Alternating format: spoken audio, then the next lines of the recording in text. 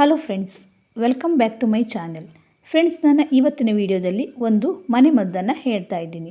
ಮಳೆಗಾಲದಲ್ಲಿ ಸಾಮಾನ್ಯವಾಗಿ ಎಲ್ಲರಿಗೂ ಬರುವಂತಹ ಪ್ರಾಬ್ಲಮ್ ಕಾಲಲ್ಲಿ ಫಂಗಲ್ ಇನ್ಫೆಕ್ಷನ್ ಆಗುವಂಥದ್ದು. ಈ ಫಂಗಲ್ ಇನ್ಫೆಕ್ಷನ್ ಆದಾಗ ನಾವು ಮನೆಯಲ್ಲಿಯೇ ತುಂಬ ಸುಲಭವಾಗಿ ಯಾವುದೇ ಖರ್ಚಿಲ್ಲದೆ ಮನೆಮದ್ದನ್ನು ಹೇಗೆ ಮಾಡಿಕೊಳ್ಳೋದು ಅಂತ ಈ ವಿಡಿಯೋದಲ್ಲಿ ನೋಡೋಣ.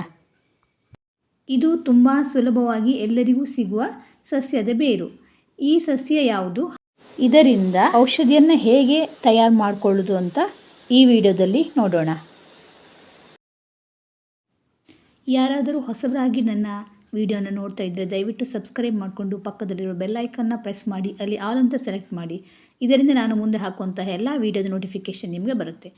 ಫ್ರೆಂಡ್ಸ್ ನೋಡಿ, ಇದೊಂದು ತುಂಬ ಔಷಧೀಯ ಗುಣವುಳ್ಳ ಒಂದು ಸಸ್ಯ. ಇದಕ್ಕೆ ನಾವು ಬಟ್ಟಲು ಎಲೆ ಅಂತ ಕರಿತೇವೆ. ಒಂದೊಂದು ಊರಲ್ಲಿ ಒಂದೊಂದು ಹೆಸರಿಂದ ಕರೀತಾರೆ. ಇದು ಸಾಮಾನ್ಯವಾಗಿ ಹಳ್ಳಿ ಕಡೆ ಎಲ್ಲರ ಮನೆ ಹತ್ತಿರನೂ ಸಿಗುತ್ತೆ. ಇದು ಇನ್ನೊಂದು ಗಿಡಕ್ಕೆ ಹಬ್ಬಿಕೊಂಡು ಹೋಗುವಂತಹ ಗಿಡ. ಇದರ ಎಲೆ ಡಾರ್ಕ್ ಗ್ರೀನ್ ಕಲರಲ್ಲಿ ಇರುತ್ತೆ. ಮನೆಯಲ್ಲಿ ಯಾರಾದರೂ ಸ್ವಲ್ಪ ಏಜ್ ಆದವರಿದ್ದರೆ ಅವರನ್ನು ಕೇಳಿದರೆ ಈ ಗಿಡ ಯಾವುದು ಅಂತ ಅವರಿಗೆ ಗೊತ್ತಿರುತ್ತೆ. ಇಲ್ಲಿ ನಾವು ಈ ಗಿಡದ ಬೇರನ್ನು ಮಾತ್ರ ಯೂಸ್ ಮಾಡಿಕೊಳ್ಳುವಂಥದ್ದು. ನಾನು ನಿಮಗೆ ತೋರಿಸಲಿಕ್ಕೋಸ್ಕರ ಗಿಡ ಸಮೇತ ತಗೊಂಡು ಬಂದಿದ್ದೆ. ಮೊದಲಿಗೆ ಈ ಥರ ಒಂದು ಕಲ್ಲನ್ನು ಕ್ಲೀನಾಗಿ ತೊಳೆದಿಟ್ಕೊಳ್ಬೇಕು. ಮತ್ತು ಆ ಬೇರನ್ನು ಸಹ ಸ್ವಲ್ಪವೂ ಅದರಲ್ಲಿ ಮಣ್ಣು ಉಳಿಯದ ಹಾಗೆ ಕ್ಲೀನಾಗಿ ಅದನ್ನು ನಾವು ತೊಳೆದು ಇಟ್ಕೊಳ್ಬೇಕಾಗತ್ತೆ. ನಂತರ ಈ ಬೇರನ್ನು ಕಲ್ಲಲ್ಲಿ ಸರಿಯಾಗಿ ಕುಟ್ಟಿ ಪುಡಿ ಮಾಡಿಕೊಳ್ಬೇಕು. ಈ ಔಷಧ ಅನ್ನೋದು ನಿಮ್ಮ ಕಾಲಲ್ಲಿ ಎಷ್ಟೇ ನೋವಿದ್ರೂ ಎಷ್ಟೇ ತುರಿಕೆ ಇದ್ದರೂ ಕೂಡ ಸಹ 2 ದಿನಗಳಲ್ಲಿ ಕಂಪ್ಲೀಟಾಗಿ ಕಡಿಮೆ ಆಗ್ತದೆ. ನೋಡಿ, ಈಗ ಪುಡಿಯಾಗಿದೆ. ಇಷ್ಟು ಪುಡಿ ಆದರೆ ಸಾಕು. ಈ ಔಷಧಿನ ನೀವು ದಿವಸದಲ್ಲಿ 2-3 ಸಾರಿ ಕಾಲಿಗೆ ಹಚ್ಕೊಳ್ಬೋದು. ರಾತ್ರಿ ಮಲಗುವಾಗ ಸಹ ಹಚ್ಕೊಳ್ಬೋದು, ಇಲ್ಲಾಂದರೆ ಹಗಲಿಗೆ ಸಹ ಹಚ್ಕೊಳ್ಬೋದು.